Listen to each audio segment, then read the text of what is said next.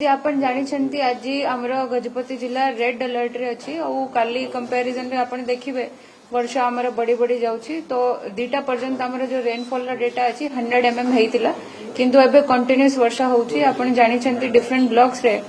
आमर माने कोटी कोटी गछ पड़ी जाइछि और कोटी आमर रोड ब्लॉकेड हेछि तो प्रबल वर्षा जेहेतु होउची कंटिन्यूस होउची तो इंपैक्ट जोगु आमर लैंडस्लाइड इंसिडेंट्स भी 3टा 4टा जगह रे हेछि तो आमर जो आरडी आरएनबी रे मशीनरी नहीं किरी से माने रिपोर्ट करछंती सेठी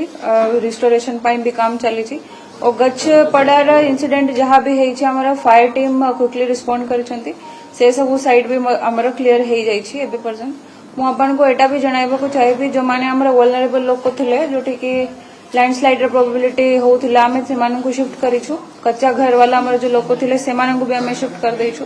तो एबे पर्यंत आमर पाखा पाखी 10,000 लोक शिफ्ट हे जाइछंती।